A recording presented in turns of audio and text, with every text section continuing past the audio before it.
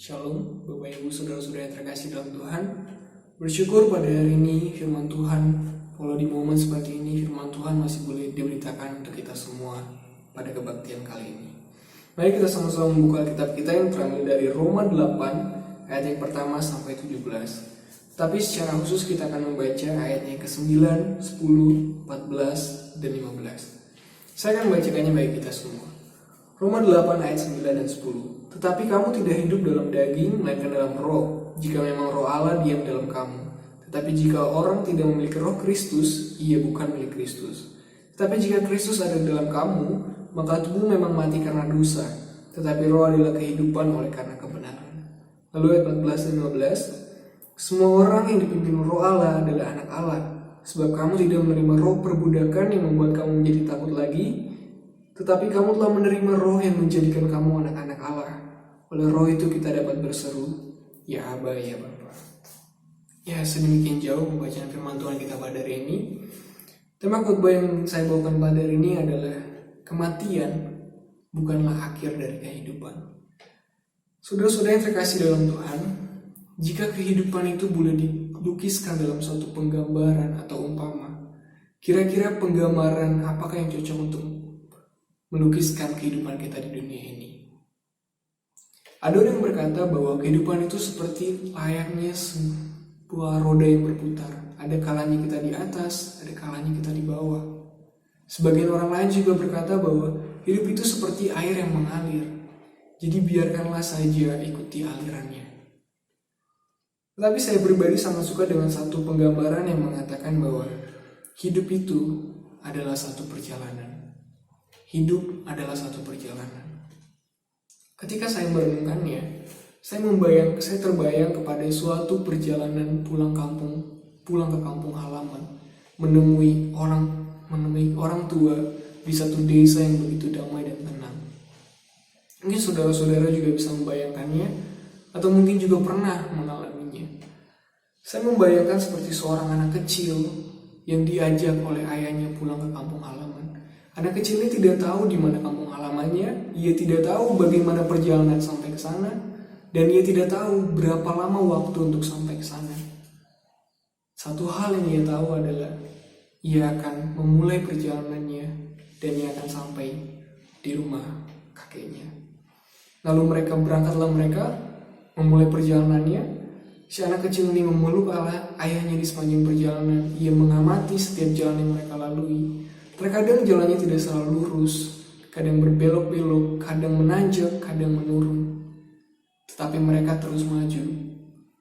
Dan pada akhirnya mereka sampai di rumah kakeknya, bertemu dengan kakek dan keluarganya. Dan di sanalah mereka bergembira. Kira-kira seperti itu jugalah kehidupan kita di dalam dunia ini, saudara-saudara. Kehidupan kita digambarkan seperti seorang anak kecil itu. Kehidupan kita dimulai dari ketika kita dilahirkan di dunia ini. Dan kita sama sekali tidak tahu tempat seperti apa yang akan kita tuju di depan. Kita tidak tahu perjalanan seperti apa yang akan kita lalui di depan. Di dalam perjalanan hidup kita bertemu dengan berbagai hal yang baru. Hari berganti hari, minggu berganti minggu. Dan terkadang hidup itu tidak selalu lurus. Kita mengalami berbagai lika-liku kehidupan. Kadang kita ada waktunya kita di atas, kadang ada juga waktunya kita di bawah. Tetapi kita tidak bisa mundur. Yang bisa kita lakukan hanyalah terus maju, melanjutkan perjalanan hidup kita. Dan kita tidak tahu berapa lama perjalanan hidup kita di dunia ini. Kita tidak tahu sampai umur berapa kita ada di dunia ini. Satu hal yang pasti yang kita tahu adalah suatu kali perjalanan ini akan berakhir. Suatu hari kita akan sampai di akhir perjalanan. Dan itulah yang kita sebut dengan kematian. Kematian adalah sesuatu yang pasti dialami oleh setiap manusia. Kematian adalah sesuatu yang sama sekali tidak dinanti, tetapi pasti akan kita temui. Sesuatu yang sama sekali tidak diharapkan, tetapi pasti akan tiba di hadapan kita. Dan itulah kematian yang pasti semua manusia alami. Tetapi menariknya di sini, di pembacaan kita pada hari ini, Paulus memberikan satu perkataan yang cukup tidak biasa. Di ayat yang pertama dikatakan, demikianlah sekarang tidak ada penghukuman bagi mereka yang ada di dalam Kristus Yesus. Ayat kedua, Roh yang memberi hidup telah memerdekakan kamu dalam Kristus dari hukum dosa dan hukum maut. Menarik sekali di sini perkataan Paulus. Jika kita memperhatikan perkataan Paulus, saudara-saudara, Paulus mengatakan di sini bahwa mereka yang ada di dalam Kristus beroleh kehidupan, Roh yang memberi kehidupan, yang memerdekakan dari maut dan dosa. Dan tentu perkataan ini menimbulkan pertanyaan bagi semua orang, termasuk kita semua pada hari ini. Bagaimana bisa Roh memberikan kehidupan? Bukankah setiap orang pada akhirnya akan mati? Walau dia orang percaya atau bukan, pada akhirnya akan mati. Lalu apa yang dimaksud Paulus di sini? Roh yang memberi kehidupan. Karenanya kita kembali melihat di ayat yang ke-9 dalam pembacaan firman Tuhan kita pada hari ini. Di ayat 9 dikatakan, tetapi kamu tidak hidup dalam daging, melainkan dalam roh. Lalu di ayat 10, jika Kristus ada di dalam kamu, maka tubuh memang mati karena dosa, tetapi roh adalah kehidupan karena kebenaran. Jadi di sini Paulus mengatakan bahwa tubuh memang mati karena dosa. Setiap manusia memang pasti akan mati. Tubuh kita pasti akan mati. Ini adalah satu kepastian, karena sejak Adam jatuh ke dalam dosa, manusia pertama jatuh ke dalam dosa. Manusia jatuh, dosa berkuasa atas manusia. Dan itu artinya kematian pun berkuasa atas manusia. Dan itu artinya apa yang dari debu kembali menjadi debu. Tetapi berbeda dengan roh. Roh itu adalah kehidupan, roh itu kekal abadi. Di sini Paulus memberikan satu perbedaan yang kontras. Dia berkata tubuh memang mati karena dosa. Tubuh mati karena dosa, tetapi roh kehidupan karena kebenaran. Kata kebenaran di sini diambil dari bahasa Yunani dari kata dikaiosune, dari kata yang artinya adalah kebenaran atau bisa juga keadilan dan pembenaran. Jadi kata kebenaran di sini merujuk kepada Kristus, kebenaran Kristus yang ada dalam diri setiap kita. Rohnya, roh Kristus yang ada dalam diri setiap kita, itulah yang memberikan kehidupan, kehidupan yang kekal. Oleh karena itu, kematian tidak lagi menjadi sebuah akhir. Karena kita tahu sekarang bahwa jika roh Allah tinggal di dalam diri kita, roh itulah yang memberi kehidupan. Sehingga firman Tuhan ini menjadi suatu penguatan juga untuk bagi keluarga yang ditinggalkan. Karena kita tahu sekarang bahwa kita dapat melihat bahwa ketika almarhum masih ada bersama dengan kita dapat melihat bahwa ia hidup di dalam Tuhan. Ia adalah milik Kristus. Dan itu artinya roh Allah tinggal di dalam hidupnya.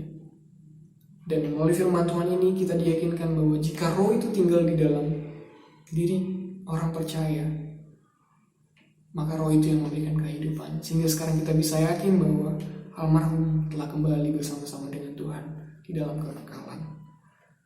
Tetapi pertanyaan, mungkin masih ada pertanyaan dalam diri kita. Bagaimana kita bisa yakin? Bagaimana kita bisa apa yang membuat kita bisa yakin dengan pasti bahwa ada kehidupan oleh roh Tuhan di dalam kehidupan kita? Oleh karena itu mari kita kembali melihat di ayat yang ke-14. Di sana dikatakan semua orang yang dipimpin roh Allah adalah anak Allah. Semua orang yang dipimpin roh Allah adalah anak Allah. Lalu di ayat yang ke-15, sebab kamu tidak menerima roh perbudakan yang membuat kamu menjadi takut lagi, tetapi kamu telah menerima roh yang menjadikan kamu anak Allah. Oleh roh itu kita berseru, ya Aba, ya Bapa.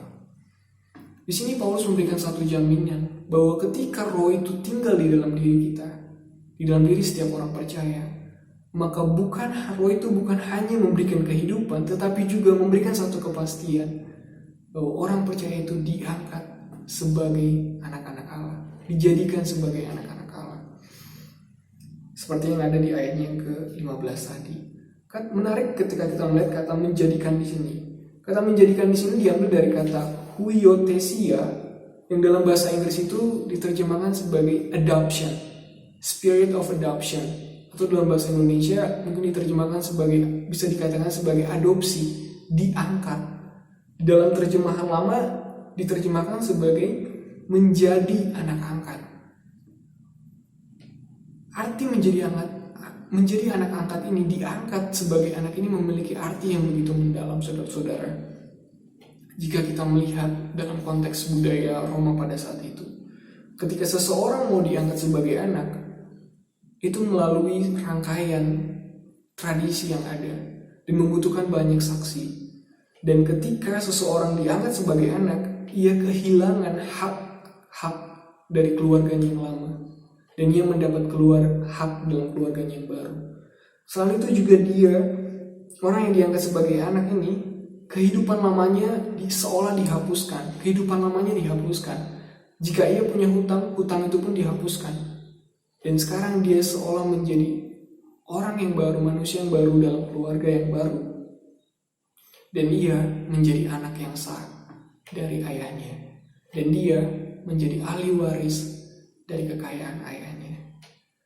Dan begitulah juga sebenarnya yang hendak dimaksudkan Paulus di sini bagi setiap orang yang percaya kepada Tuhan, saudara-saudara. Di sini Paulus mengatakan bahwa tetapi kamu telah menerima roh yang menjadikan kamu anak Allah. Itu menunjukkan bahwa kita diangkat menjadi anak Allah. Itu artinya kehidupan lama kita telah dihapuskan. Hutang dosa kita telah dilunaskan. Dan kita sekarang menjadi anak-anak Tuhan, memiliki kehidupan yang baru di dalam Tuhan. Kita menjadi anak yang sah daripada Tuhan. Dan jika kita adalah anak, maka kita juga adalah ahli waris dari kerajaannya. Sehingga kembali menjadi suatu penghiburan bagi setiap kita, Bapak, Ibu, dan Saudara, menjadi suatu kepastian akan kehidupan bagi kita semua. Bahwa kematian bukan lagi menjadi akhir kehidupan kita. Karena kita telah diangkat sebagai anaknya, sehingga maut tidak berkuasa lagi atas hidup kita. Kita telah dimerdekakan, kita telah ditebus, kita telah diselamatkan, kita telah diangkat menjadi anak-anak Tuhan. Sehingga melalui itulah kita bisa bersekutu dengan Tuhan. Melalui itulah juga kita dapat bersuka bersama Tuhan. Kita dikasihi oleh Tuhan seperti layaknya seorang ayah dan anak. Dan lewat itulah kita dapat memanggilnya ya Aba, ya Bapa. Sehingga begitu jugalah menjadi sebuah penghiburan bagi kita saat ini, bagi keluarga yang tinggalkan, bahwa salah satu orang tua dari saudara kita mungkin telah berpulang pada hari ini. Tapi kita dapat yakin dengan pasti sekarang bahwa orang tua kita telah kembali kepada Bapa. Karena dia telah hidup di dalam Tuhan. Dia telah hidup di dalam Tuhan dan itu artinya dia telah diangkat sebagai anaknya. Dan sekarang kita dapat yakin bahwa ia telah kembali kepada Tuhan. Ia kembali bersuka dan berkumpul bersama Tuhan di dalam surga. Dengan demikian, hidup ini adalah seperti sebuah perjalanan ke kampung halaman, di mana di akhir perjalanan itu kita bisa bertemu kembali dan tinggal bersama orang tua kita, tinggal bersama Bapa kita yang di surga, di mana di sana tidak ada lagi duka, tidak ada lagi tangisan, tidak ada penderitaan, tidak ada kesusahan, tidak ada sakit penyakit. Yang ada hanyalah kesukaan, sukacita, dan kebahagiaan bersama Bapa, sukacita dan kebahagiaan bersama Bapa di dalam rumahnya yang tenang dan damai, yaitu di surga yang mulia. Sehingga saudara-saudara, setiap manusia pastilah akan mati. Tetapi kematian bukanlah akhir dari kehidupan. Kematian adalah akhir dari perjalanan. Dan di akhir perjalanan itu, jika kita berada dalam Tuhan, maka kita akan kembali dipertemukan dengan Bapa kita di surga, di dalam kediamannya, yaitu di surga. Karena sekarang kita juga tahu dan yakin, dan kita bisa percaya bahwa jika kita telah menjadi milik Kristus, maka Roh Allah tinggal di dalam kita. Dan Roh itulah yang memberi kehidupan kekal kepada kita. Dan melalui Roh itulah juga Ia menjadikan kita menjadi anak-anaknya. Ia mengangkat kita menjadi anak-anaknya. Sehingga sekali lagi ini menjadi suatu penghiburan dan penguatan bagi kita semua, sekaligus keluarga yang tinggalkan, bahwa almarhum telah kembali kepada Bapa. Itu adalah satu kepastian, satu jaminan yang firman Tuhan boleh katakan bagi kita saat ini. Tetapi menjadi satu pertanyaan juga bagi kita semua yang hadir di tempat ini. Bagaimana dengan kita? Sudahkah kita yakin bahwa kita telah menerima keselamatan di dalam Yesus Kristus? Sehingga mari kita merenungkannya dan mari kita berdoa. Bapa kami di surga, sungguh kami bersyukur atas firman Tuhan yang telah disampaikan pada hari ini. Biarlah kiranya firman Tuhan ini boleh memberkati setiap kami, memberikan pemahaman bagi setiap kami, memberikan suatu kekuatan dan penghiburan bagi kami, khususnya bagi keluarga yang sedang berduka ya Bapa. Kiranya kekuatan dan penghiburan daripadamu saja yang bisa menghibur setiap keluarga yang ditinggalkan ya Bapa. Juga berdoa untuk setiap kami yang di tempat ini, biar kami boleh sadar Tuhan akan kasih-Mu yang begitu besar dalam kehidupan kami, dan kami boleh menerima hidup di dalam-Mu ya Bapa. Terima kasih Tuhan, hanya dalam Tuhan Yesus kami berdoa. Amin.